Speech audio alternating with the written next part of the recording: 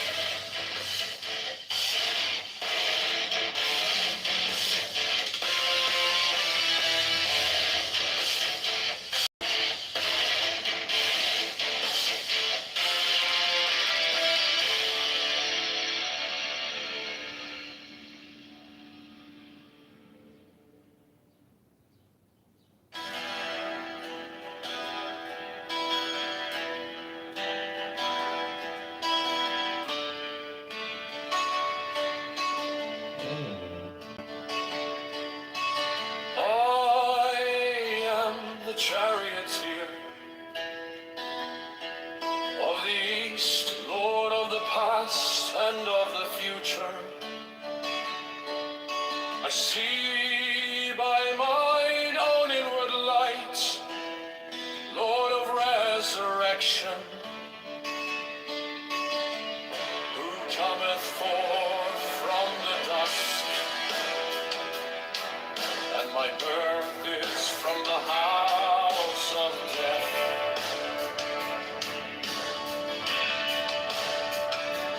Oh, ye true divine hawks upon your pinnacles, who keep watch over the universe, ye who company the bier to the house of rest, who pilot the ship of wrath and sing onwards to the heights of heaven.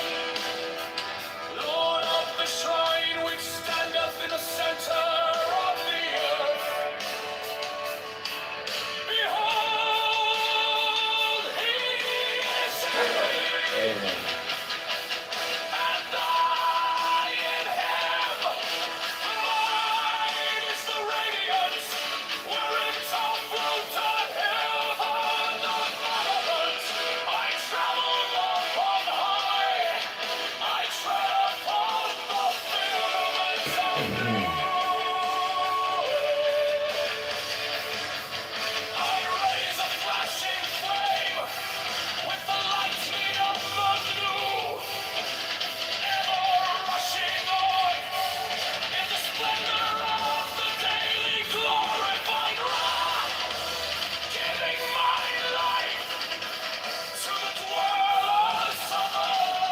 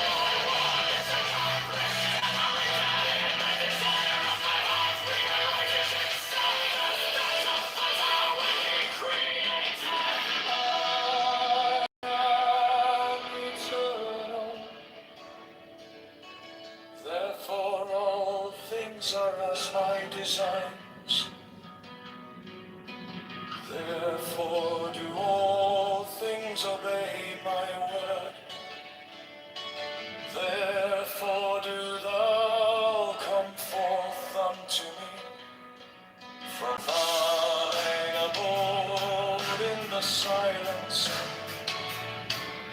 unutterable wisdom or light, all power,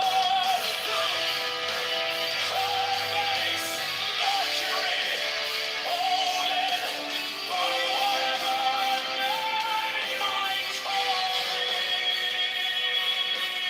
Thou art still nameless to eternity.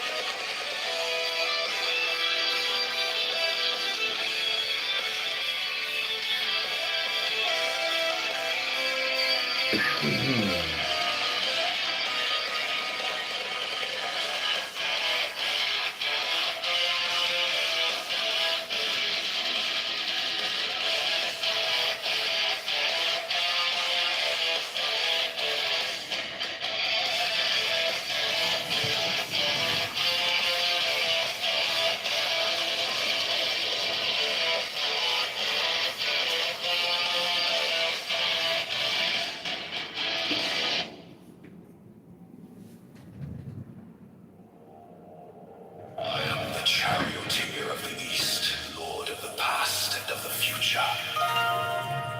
I see by mine own inward light, Lord of resurrection, who cometh forth from the dusk, and my birth is from the house of death.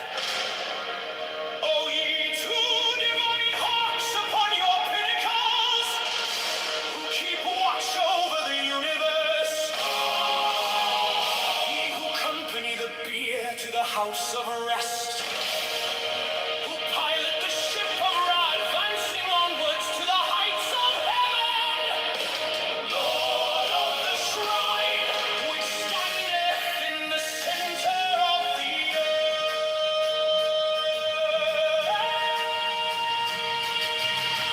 Behold, he is in me, and I in him.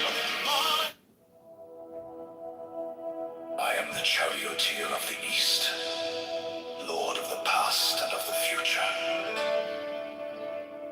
See by mine own inward light, Lord of resurrection, who cometh forth from the dusk, and my birth is from the house of death. O ye two divine hawks upon your pinnacles, who keep watch over the universe, ye who accompany the bier to the house of rest, pilot the ship of Ra advancing onwards to the heights of heaven, Lord of the shrine which standeth in the center of the earth. Behold, he is in me, and I in him. Mine is the radiance wherein tar floateth over. The temple being in darkness, and the speaker ascended into his place, let him begin by a ritual of the enter, as followeth. HB Vopriocum, O procul este profani, Asti, Om Peda, in the name of the mighty and terrible one, I proclaim that I have banished the shells unto their habitations. I invoke Tahuti, the Lord of wisdom and of utterance, the God that cometh forth from the veil.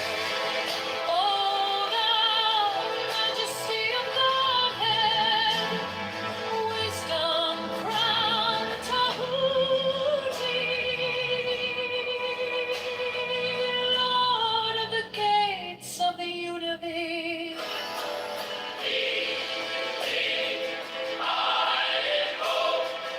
O thou of the ibis head, thou who wieldest the wand of double power, thou who bearest in thy left hand the rose and cross of light and leaf, thou whose head is as an emerald, and thy lens is the night sky blue.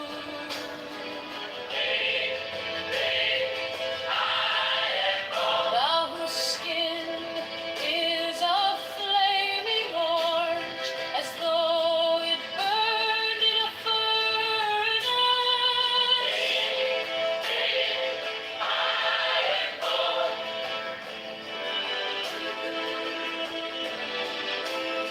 Behold, I am yesterday, today, and the brother of tomorrow. I am born again and again. Mine is the unseen force, whereof the gods are sprung, which is as life unto the dwellers in the watchtowers of the universe.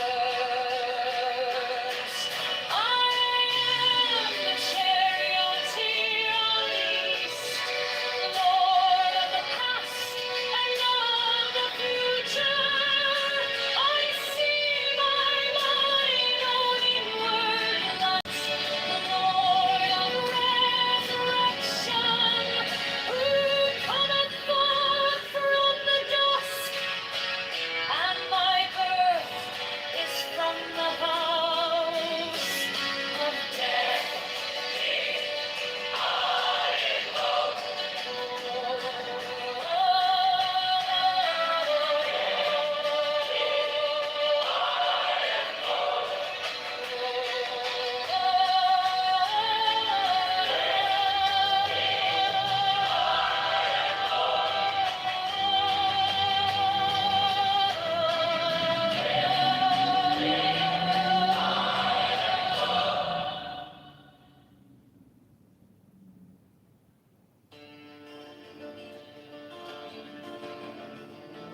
The temple being in darkness, and the speaker ascended into his place. Let him begin by a ritual of the enterer, as followeth.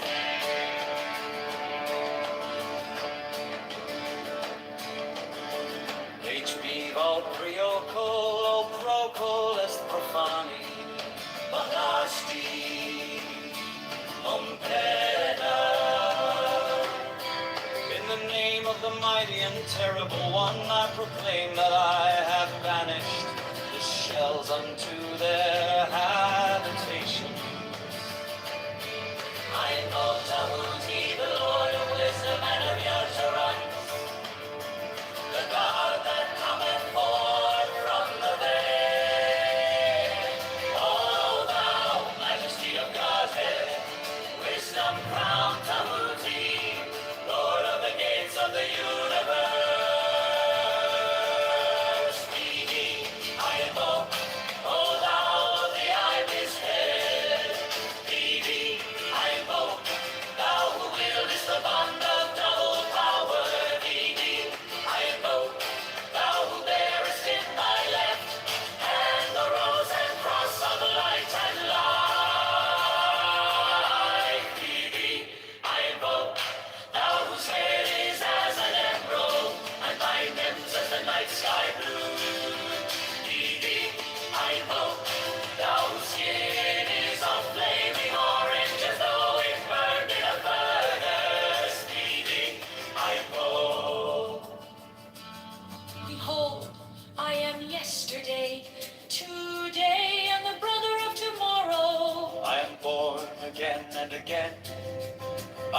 the unseen force whereof the gods are sprung, which is as life unto the dwellers in the watchtowers of the universe. I am the charioteer of the east, Lord of the past and of the future.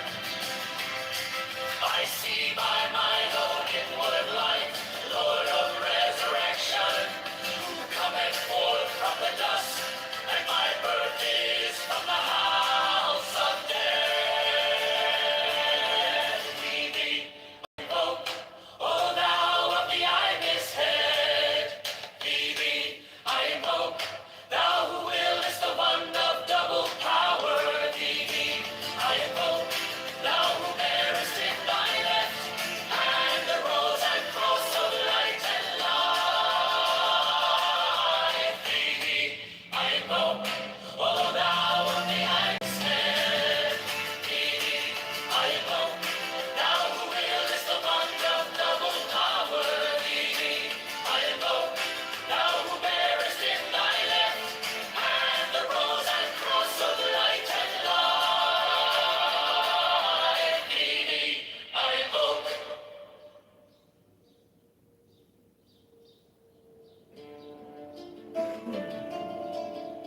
The temple being in darkness, and the speaker ascended into his place, let him begin by a ritual of the enterer, as followeth.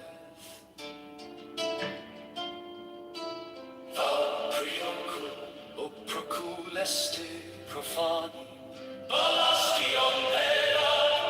In the name of the mighty and terrible one, I proclaim that I have banished the shells unto their habitations. I invoke Tahuti, the Lord of wisdom and of utterance, the God that cometh forth from the veil. O thou majesty of Godhead, wisdom crowned Tahuti, Lord of the gates of the universe. The temple being in darkness, and the speaker ascended into his place, let him begin by a ritual of the enterer, as followeth. Vau preocul, o procul este profani, Balasti Omega. In the name of the mighty and terrible one, I proclaim that I have banished the shells unto their habitations. I invoke Tahuti, the Lord of wisdom and of utterance, the God that cometh forth from the veil. O thou majesty of Godhead, wisdom crowned Tahuti, Lord of the gates of the universe.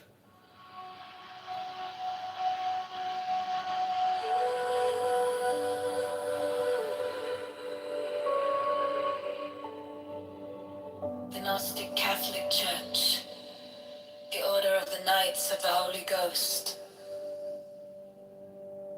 the Order of the Illuminati, the Order of the Temple, Knights Templar,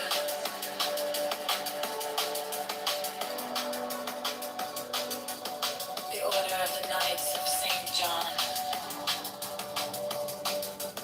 the Order of the Knights of Mountain, the Order of the Knights of the Holy Sepulchre, the Hidden Church of the Holy Grail, the Hermetic Brotherhood of Light, the Holy Order of Rosicrucians, the Order of the Holy Royal Archer Cult, the Ancient Satanic Rites of Priesthood, the Rites of Priesthood, the Rites of Israel,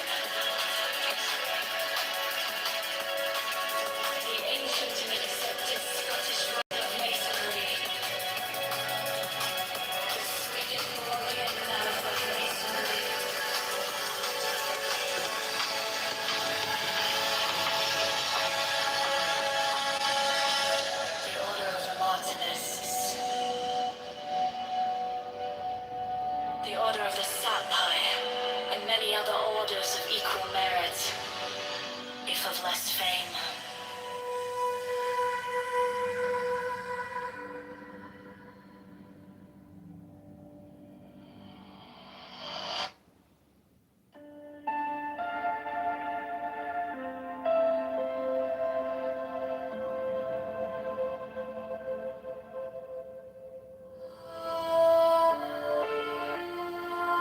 The Gnostic Catholic Church, the Order of the Knights of the Holy Ghost, the Order of the Illuminati, the Order of the Temple, Knights Templar, the Order of the Knights of St. John, the Order of the Knights of Malta, the Order of the Knights of the Holy Sepulchre, the Hidden Church of the Holy Grail, the Hermetic Brotherhood of Light, the Holy Order of Rose Croix of Hidden, the Order of the Holy Royal Arch of Enoch, the ancient and primitive rites of Masonry, the Knights of Utrecht, the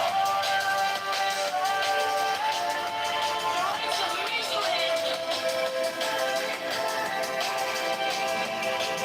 the ancient and accepted Scottish rites of Masonry, the Sweden Warriors, the rites of Masonry,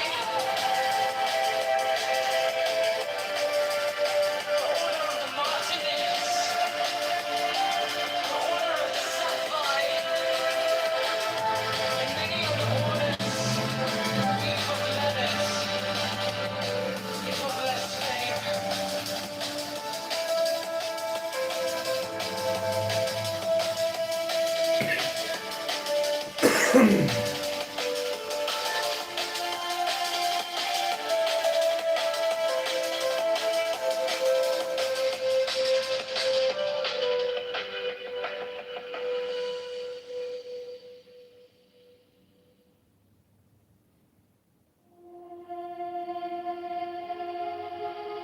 The Gnostic Catholic Church,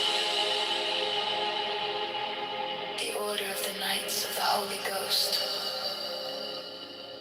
the Order of the Illuminati, the Order of the Temple, the Order of the Knights of St. John, the Order of the Knights of Malta, the Order of the Knights of the Holy Sepulchre, the Hidden Church of the Holy Grail, the Hermetic Brotherhood of Light, the Holy Order of Rose Croix of Herodon, the Order of Holy Royal Arch of Enoch, the ancient and primitive rite of Masonry, the rite of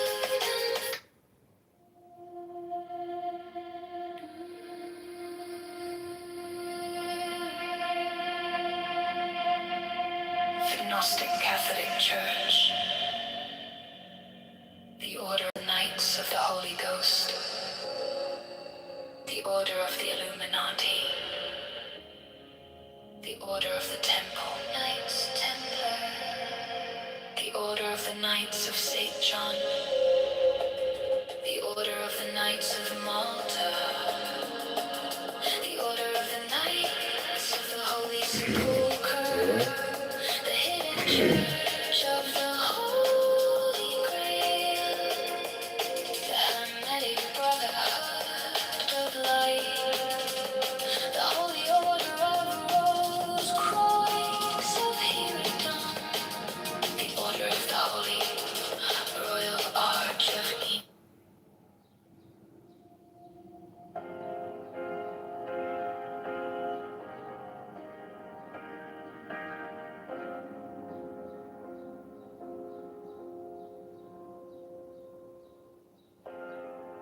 My object all sublime, I keep it in my mind.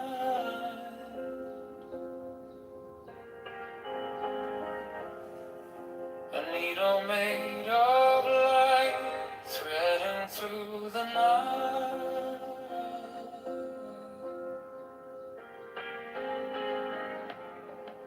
I mark the hidden scene. I sharpen up the dream.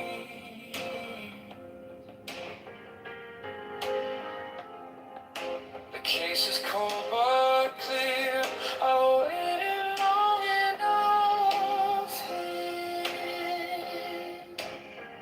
So let it come around. Let the gavel kiss the ground.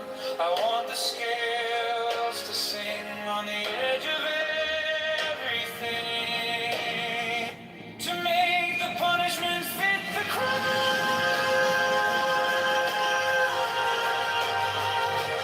Fit the crime. To make the punishment fit the crime. Fit the crime. My object of sublime. Subtle time.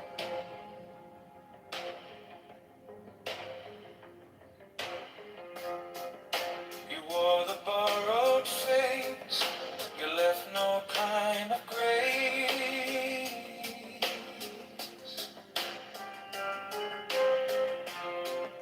But every lie you spun turns back beneath the sun.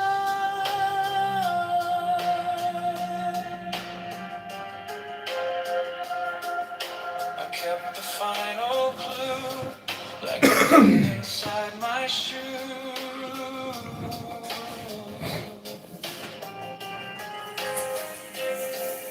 Now every step you take feels like the earth might break.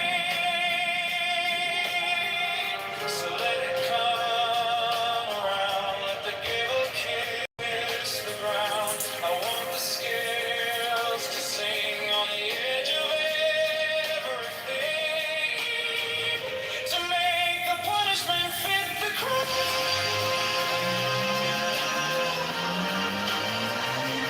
Fit the crime. To make the punishment fit the crime. Fit the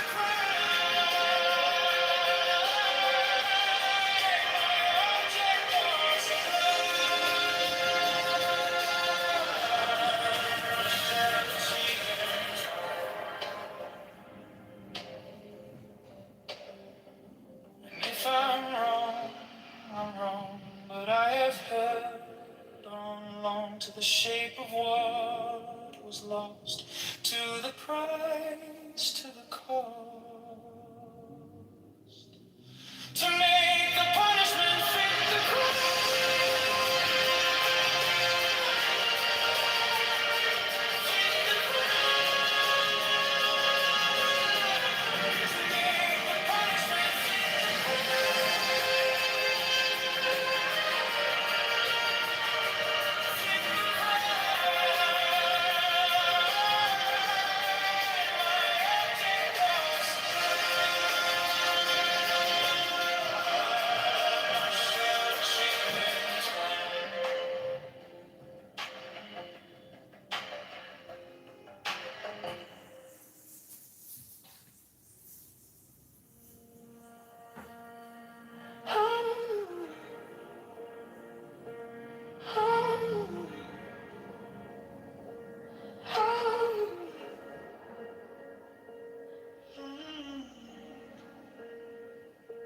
My object all sublime, I keep it in my mind. A needle made of light, threading through the night. I mark the hidden steam, I sharpen up the dream. The case is cold but clear. I've waited long enough here, so let it come around. Let the cattle kiss the ground. I want the scales to sing on the edge of everything, to make the punishment fit the crime. Fit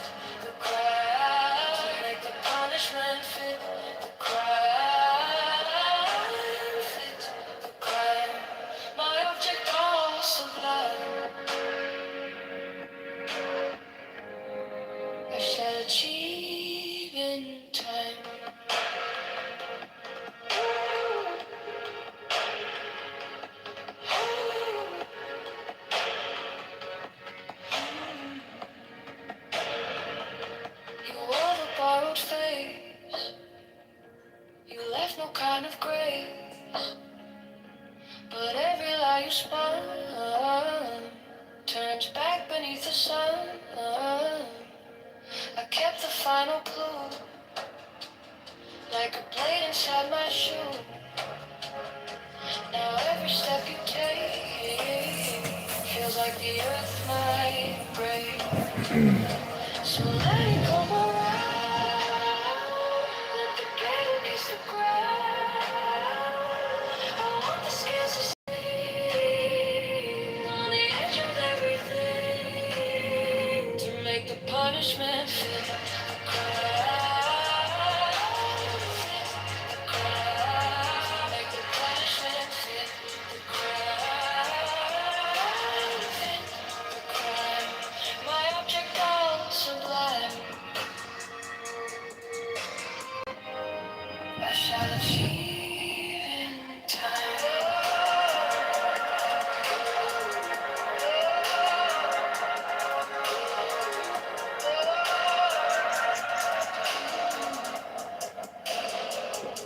If I'm wrong,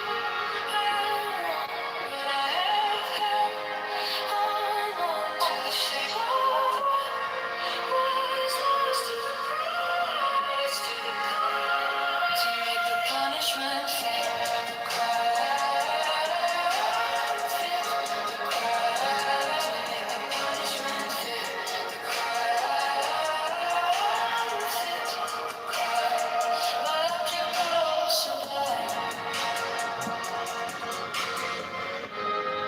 I shall achieve in time.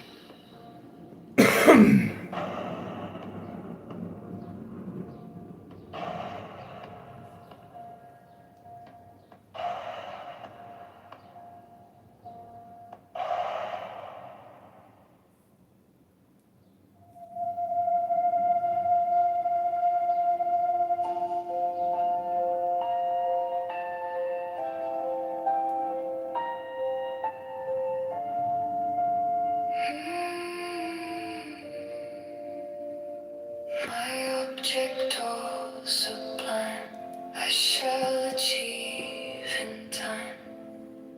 I trace the line, I pay my dues, I keep my face by the mirror's edge. I learn the taste of every pledge, and when the night comes down, I hear it in my bones, a careful kind of vow, a weight I use.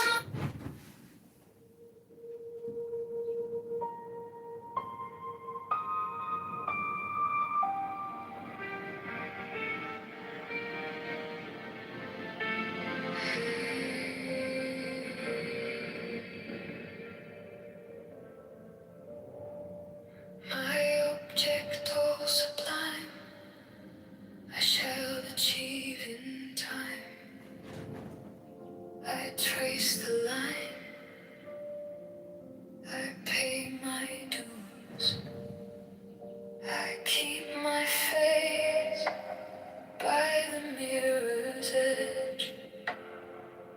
I learn the taste of every pledge, and when the night comes down, I hear it in my bones.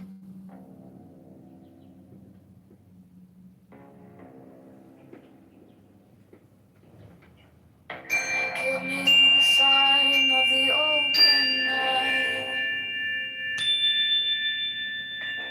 a riddle of shadows where whispers lie, the thorny thigh, the maddening cry. Open, open, I am awake, the serpent shakes.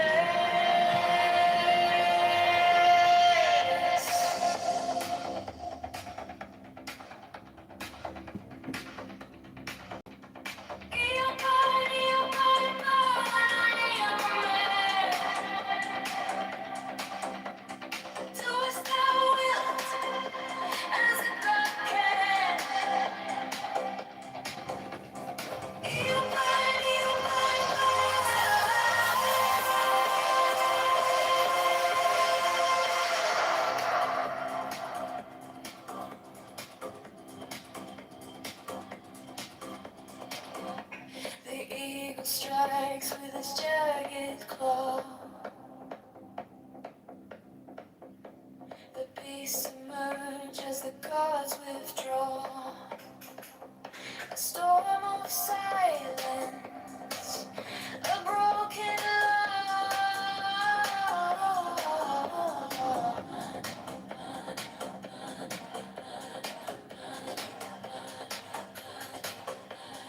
I am born to death, reborn on the heart. I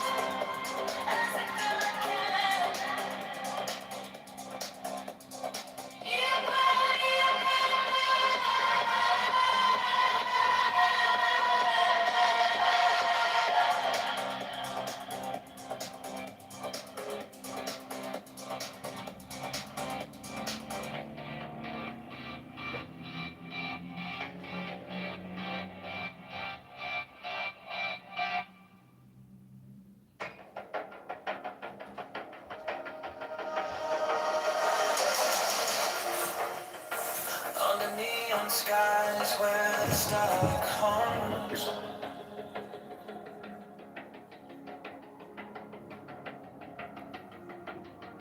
Shadows whisper truths as the bassline drums. The will is fire, unchained, untamed. No path is written, no soul is blamed. Thou hast no right but to do thy will.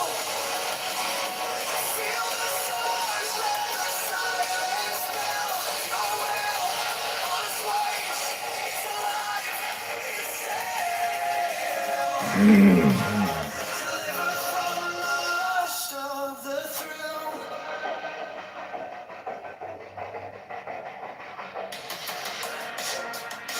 Echo shattered glass where the circuits glow.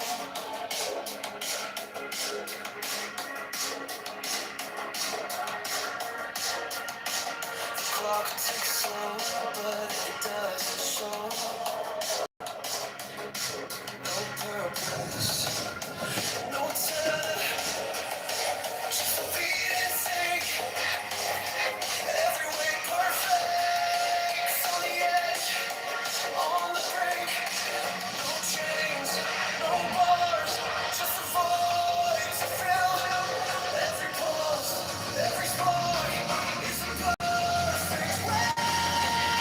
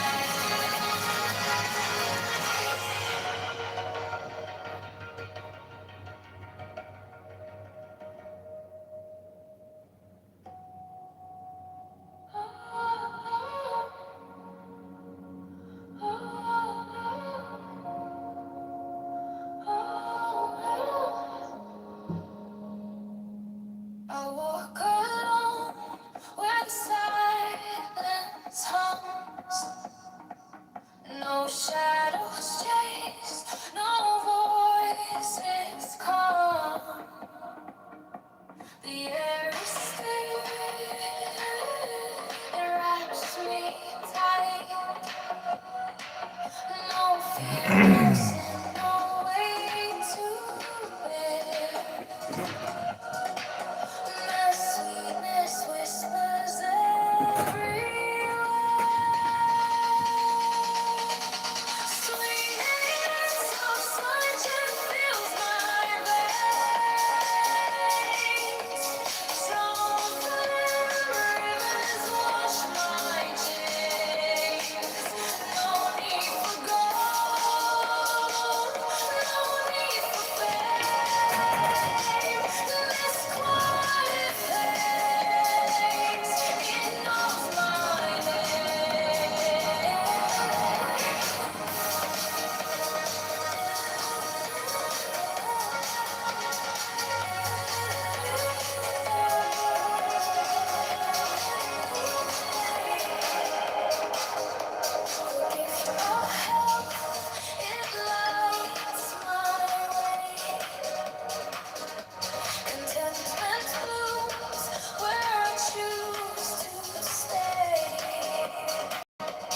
Trust is the bridge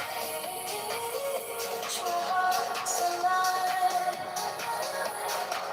No fear, no sin, no weight to bear.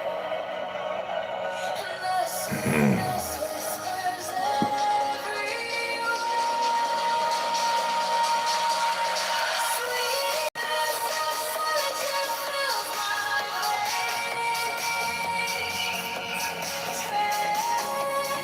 rivers wash my days. No need for gold, no need for fame. This quiet place, it knows my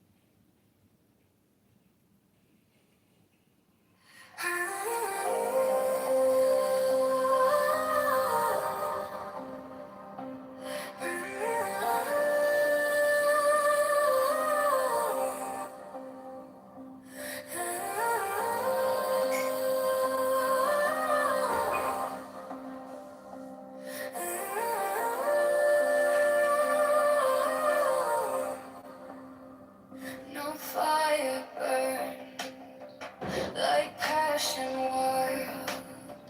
No losing through like hatred piled.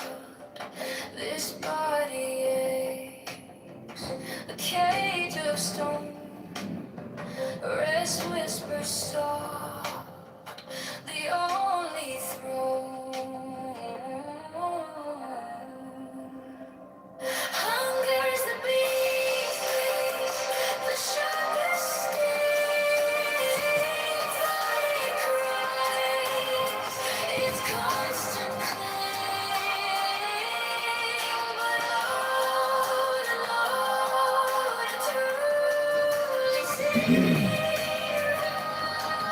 awaits, it sets us free. Pain walks close, a shadowed friend. Each step we take, it will attend. But joy lies quiet, just out of view. A higher peak, a sky so blue. Feel the weight, feel it break. Every ache, every quake.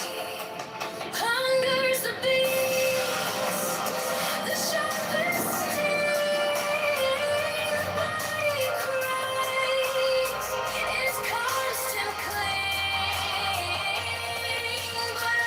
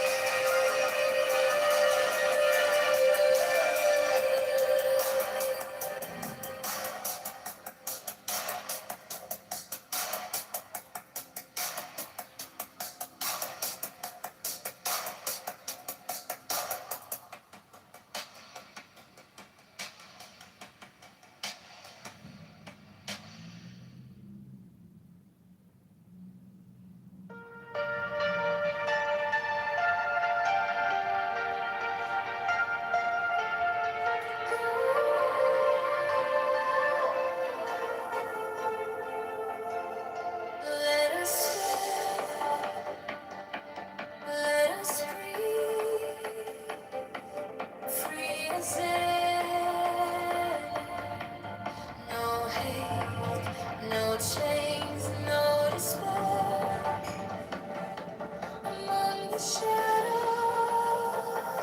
we shine so bright. We carry peace into the night. Happily then, we'll rise again. No hatred, no pain, no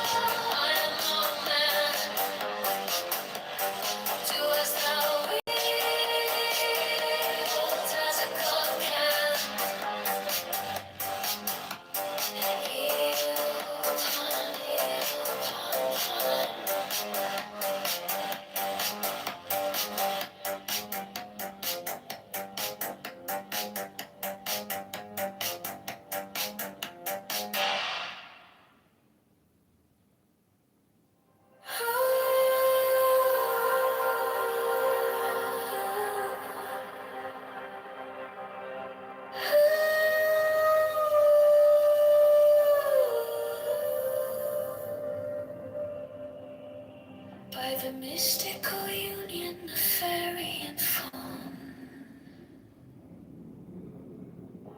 A dance in the shadows from dusk until dawn. Unspoken the whispers that drift through the trees. Unbroken the vow carried soft on the breeze. Oh, fiery Valkyrie, I invoke. Through the flames and the embers, the spell is bespoke. Your arrows and slinging, the springs tender glow. A force wild and brilliant, a power I know.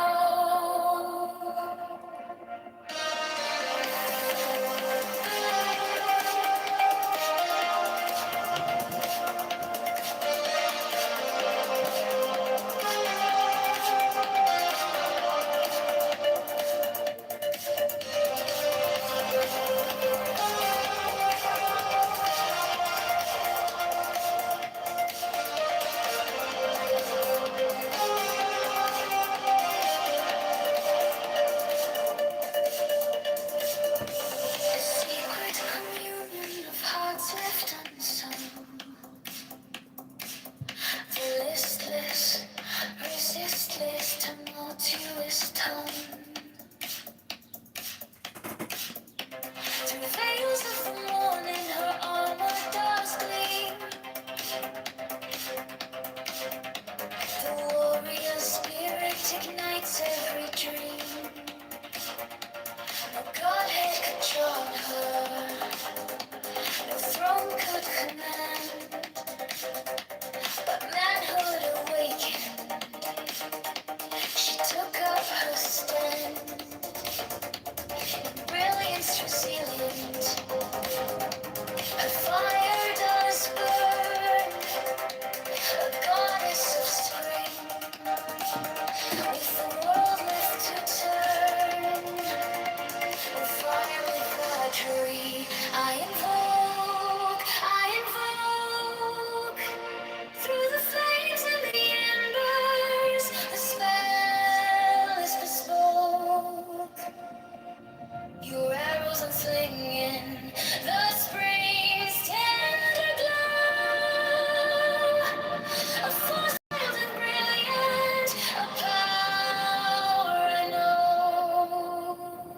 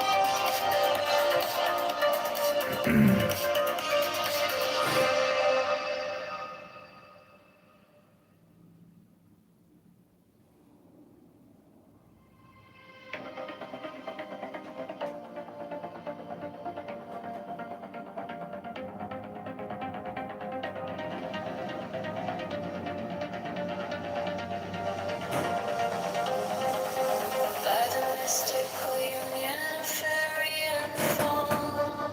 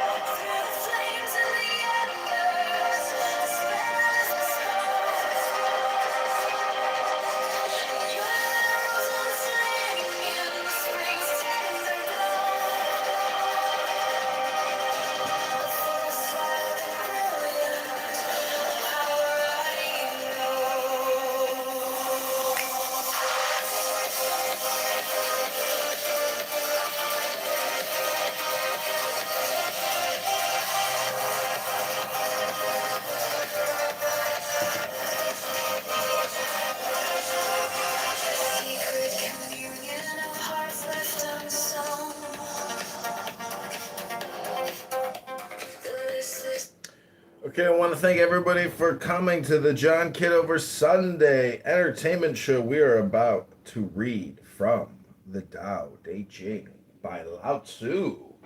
This is your Sunday Zen morning meditation.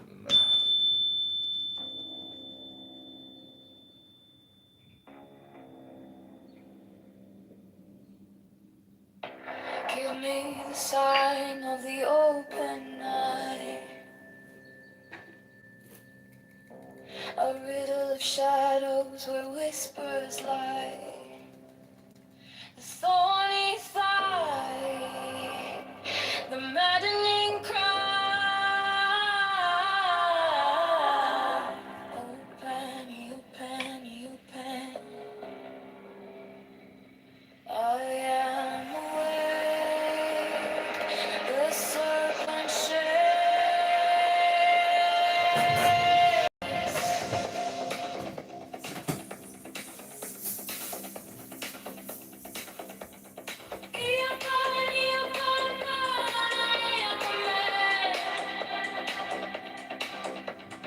Do as thou wilt, as a God can.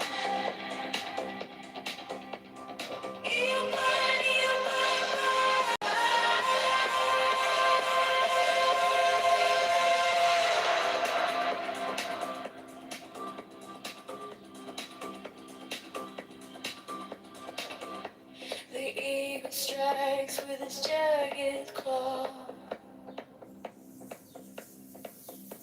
The beasts emerge as the gods withdraw. A storm of silence, a broken law.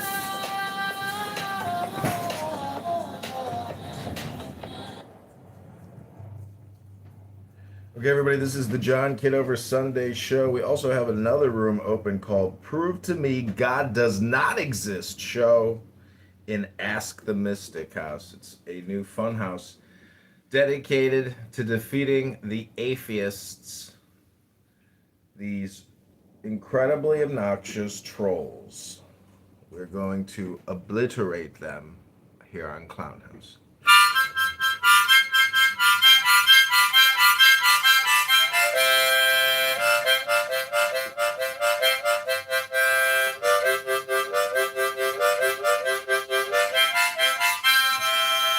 Jesse, welcome. You're our first guest on the Prove to Me God Does Not Exist show. Welcome. Peace and blessings, y'all. Thanks for having me. So, do you think you can prove to me that God does not exist? Oh, prove to you that God doesn't exist? No, see, I'm wholeheartedly know that God does exist. So I thought this was proof that God does exist. This is So, prove to me you God guys- does not exist. So are you guys three God believers? No, the name of this show is called Prove to Me God Does Not Exist show in the Ask the Mystic House. Okay, well, I'm sorry, guys. I can't do that because I do believe God does exist. Well, can you prove to me that God exists? Yes. Well, but I'm sorry, that's not the topic of this room though. The topic of this room is prove to me God does not exist. Okay. Well, I apologize for wasting your time. I hope your show is edifying. And if you ever have a title that says Prove God Does, I'll be more than happy to join. All right. Thank you, guys. Good luck. Thank you. That was Jesse in the Prove to Me God Does Not Exist show. He couldn't do it. You know, this room is dedicated as a parody to what Steve Appel does in the Ask the Atheist house, or what's his face does in the Prove to Me God Exists show. And you know, I think it's the Gong Show. So people come up, they come down, they come on stage, and then they make their appeal, they present their evidence, they share their testimony, and then we give them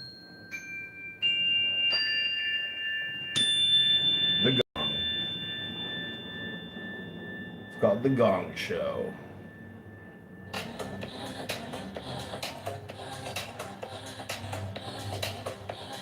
I am born to death, reborn on the heart.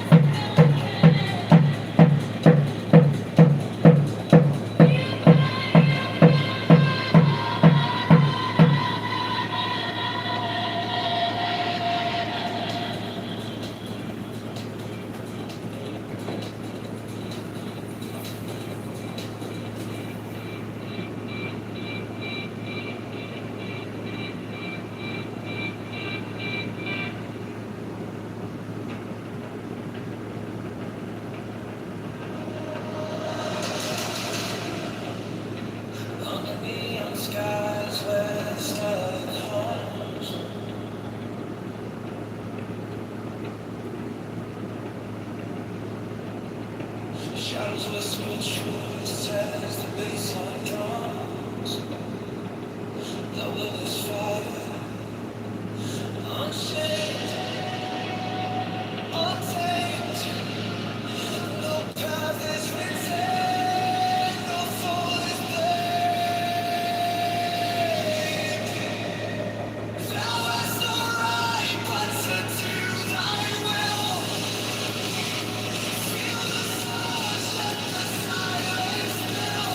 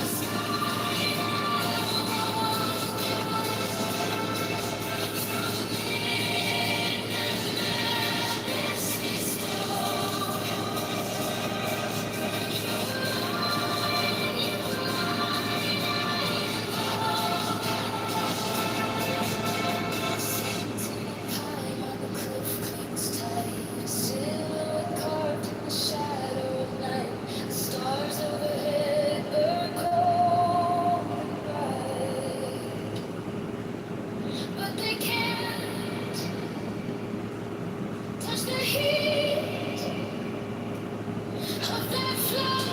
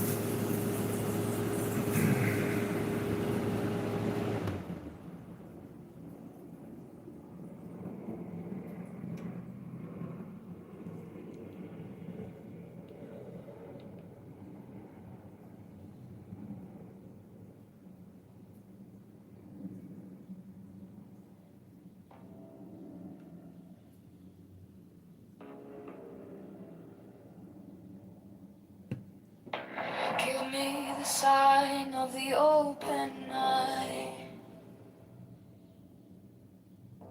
a riddle of shadows where whispers lie, the thorny thigh, the maddening cry.